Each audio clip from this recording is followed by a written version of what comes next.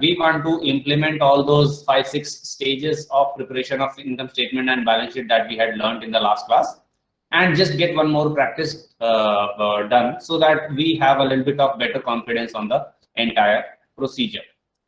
So that is the idea for today. I'll give you a quick recap before that. So the recap is that we had established a process of preparation of financial statements in the last class. The process was fairly simple. Okay, yeah, it's moving. The process was pretty simple, that we will analyze the transaction, we will pass journal entries, we will prepare ledger, we will prepare trial balance, and we will prepare the income statement and balance sheet. So we have a new example to test our understanding of this process. So we'll just get it done.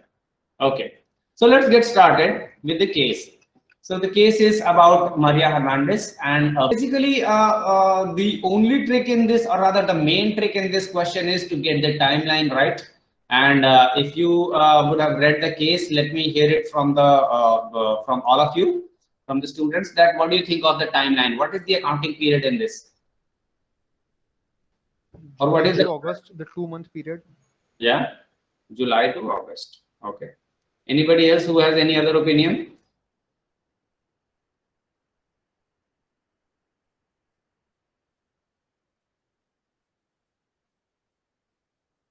Basically, there are certain transactions that are given for the pre-business start, that is the inception of the business. Certain transactions are given here, and an opening balance sheet has been given on this date.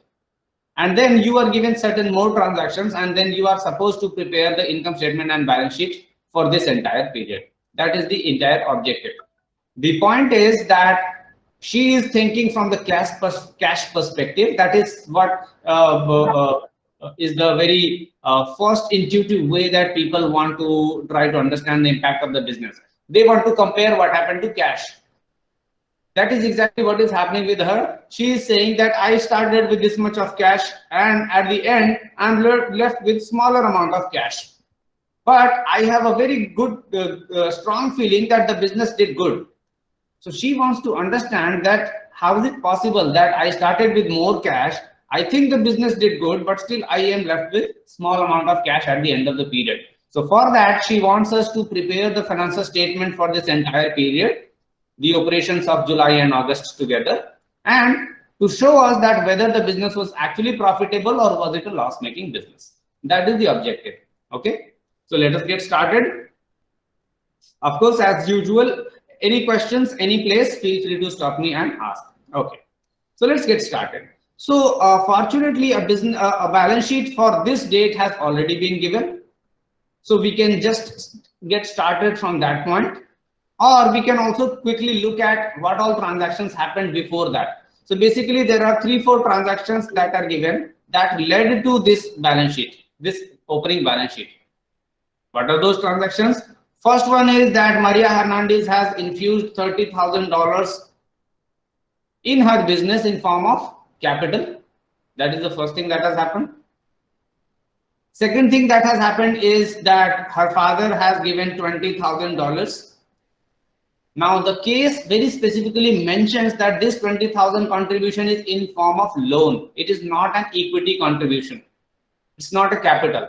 Because they make it very clear, we will also treat it as loan. We will not treat it as if the father has contributed money as capital. Now, why is it important? It is important because if the case was silent, then the default assumption should have been that they have taken money in form of equity infusion. Is it clear? अगर कुछ नहीं mention किया रहता तो हम assume करते कि equity बनाता है. Okay.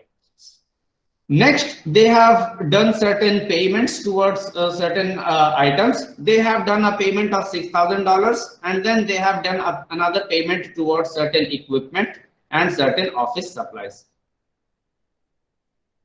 If you read the line of the equipment and office supplies, it is not exactly clear that for what price have they purchased the equipment and office supplies. But if you look at the opening balance sheet, then it becomes very clear that of this, so from the line, it is not really clear that whether the $5,000 is for the entire payment or whether it is something else. But if you look at the balance sheet, it says that only $5,000 is the office supplies and remaining is $27,000 is for office equipment. So this $27,000 is not that clearly mentioned in the case, but rather in the text, but it gets more evident once we see the opening balance sheet. Okay. Now, the only question I want to ask is that I am sure that you guys would have been very comfortable with the treatment of cash and equity. So equity is going into the liabilities and corresponding cash would have been subtracted. Same with office supplies, same with office equipment and software, and same with the loan. The only question I'm going to ask is about the prepaid rent. Let us discuss this prepaid rent. What has happened there? So this is what I'm going to do. I'm of all these transactions that are mentioned before the opening balance sheet. There are 4 or 5 transactions mentioned. I'm going to only discuss the prepaid rent. But in case anybody has any other questions about any other transaction as well, feel free to let me know. Okay, let us discuss this office rent first, and then I'll open it up in case anybody has any issue with any other transaction. That what is happening with the prepaid rent and what should have been the journal entry? Anybody who can tell us that what has happened and what should be the journal entry? You don't need to refer to the case and tell us the details, not at all a problem. Yeah. Sir, the first thing that happened was cash is reduced. Cash is reduced. Asset is increased. Okay, cash is falling down. Cash is falling down by how much? 3,000. 3,000 cash is falling down. Okay. Asset is increased. Which asset? Rent. I mean, this is a rent advance. Rent advance. So advance rent. Okay, let us call it advance rent. Okay, fine. That is going up by 3,000. Okay, yes. Fine. What else has happened? That's it. Okay. Anybody else? So as per me, the cash will reduce by 6,000, and the retained earning will also reduce the same. Cash is reducing by 6,000 and retained earnings should reduce by 6,000. Okay, perfect. Any other opinion? This is what has happened. That this business has paid $6,000 for a rental agreement. Now, what is the rental agreement? Rental agreement is as follows. There is a monthly rent of 3,000. They have paid for the rent of the month of July.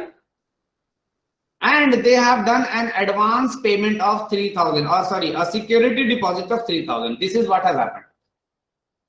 They have total paid $6,000, of which 3,000 is towards the rent of the month of July, and 3,000 is security deposit. This is what has happened. Now, the question I'm posing to all of you is that how should this be treated in the accounting equation, and how thereby it should be treated in journal entries? Is the question. Okay, let's hear it. A lot of hands now. Anusha, go ahead. Sir, so 6,000 would be reduced from cash, out of which 3,000 would be reduced from retained earnings as rent expense, and 3,000 would be 1,000 would be added to asset as a rent deposit. Okay. Okay, perfect. Any other opinion? Fine. I'll give you one more treatment possible and then we will discuss. One more possible treatment is as follows. Let me do, okay. So mine will be all Satrangi color. So let's say I will reduce 6,000 from cash. I will add 3,000 from advance rent to advance rent. And I will create a new heading called, let's say, security deposit, And I will add 3,000 there. Okay. Now we have 1, 2, 3, 4 alternatives that are in front of us. Let us discuss all of these one by one. Let us discuss number red first. Okay. Number red, this and this. Basically, this one is correct, but it is incomplete. Basically here you have only taken $3,000 ka treatment. What happened to remaining 3,000? You have paid to the landlord $6,000. So this one is not even complete. You see that? If you go and check your cash, cash is not down just by 3,000. It is down by 6,000. So we should account for the entire 6,000. But partially speaking, this is correct. This is saying that we have of this 6,000, what happened to remaining 3,000? Okay, you need to do something about that. But for the one part of the 3,000, you have made an advance rent payment, which is an asset for you. That is their argument. Okay, fair enough. Let's go to the light blue now. Light blue says that cash is gone and it has become an expense of 6,000. Cash is gone 6,000 and you have consumed 6,000 worth of resources. Here is an issue that I have. The issue is that of this $6,000, have you consumed all of it? Or have you consumed even partially? To open this debate up, at least the 3,000 part you have definitely not consumed.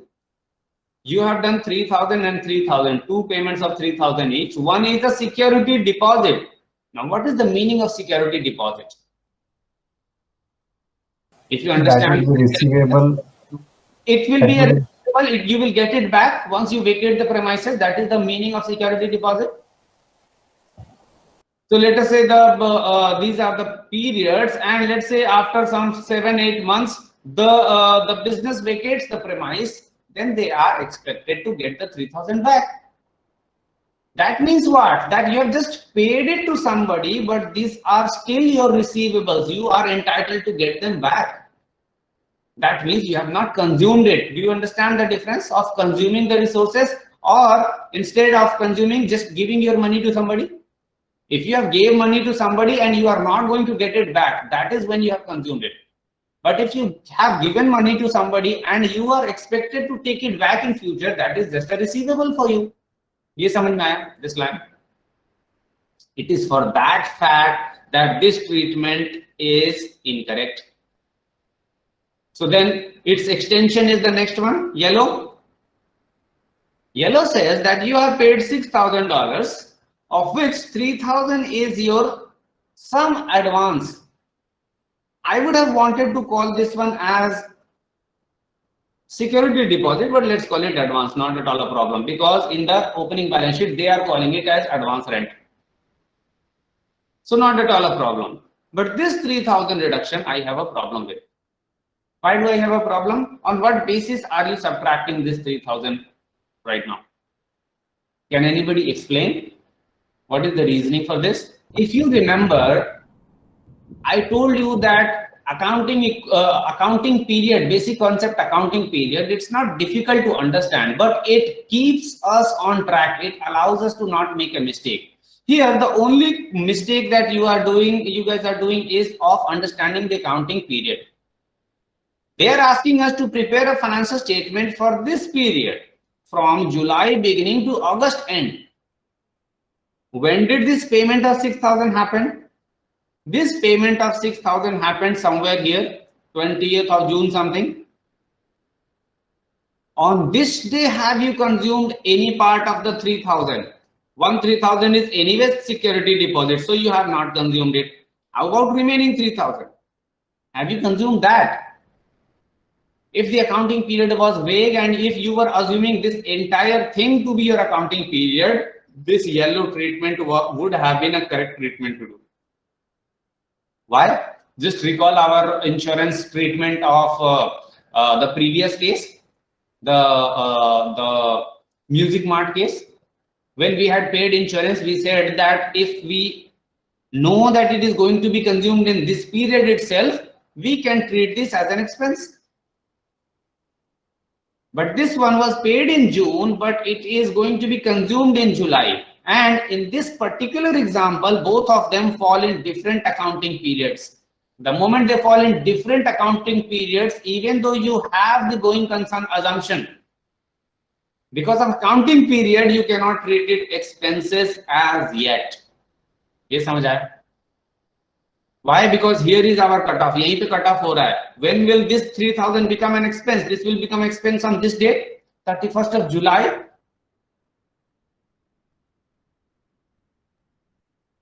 So it is for this reason that both of these 3,000 need to become an expense. Need to become an asset. Any questions up till here? Yeah, go ahead, Matthew.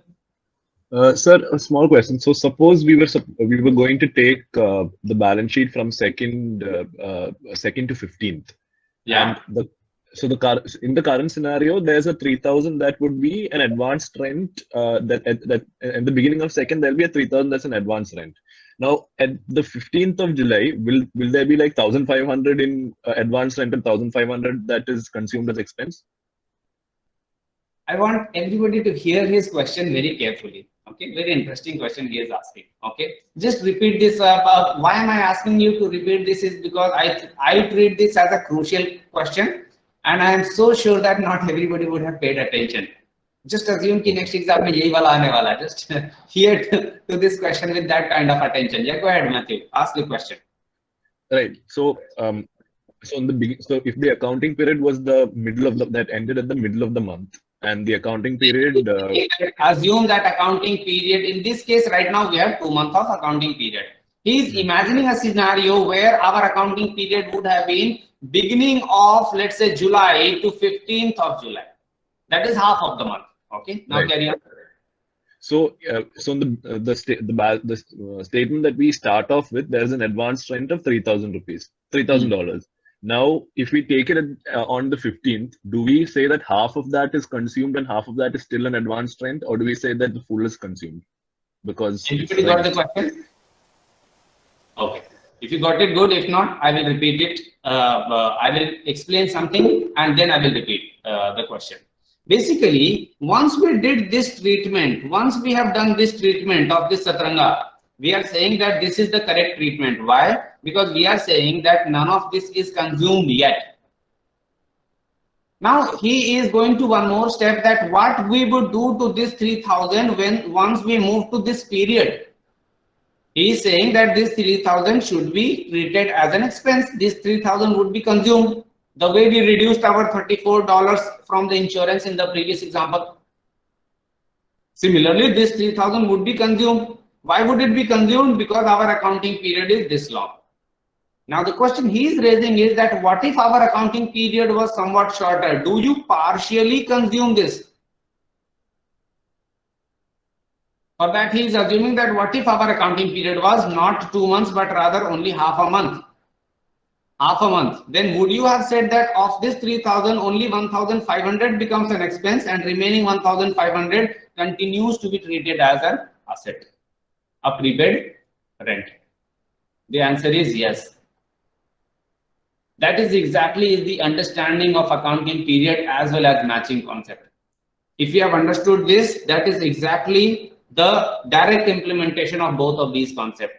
That whatever we would have consumed in our accounting period, only that part, no less, no more, that part should become an expense. And if you have any overpaid amount, that should continue to be an asset. I will give another example. Let us say, or rather, why not to wait for this particular treatment? So if you have understood this much detail, good. If not, then we will come to this once again. Why I would want to come to this once again? Because this is kind of, I think that is a very crucial small clarification for everybody to have. Okay, so after we have come to all these transactions, right now we are still in the beginning. After we have come to all the transactions during the period, then we will try to take this question once again.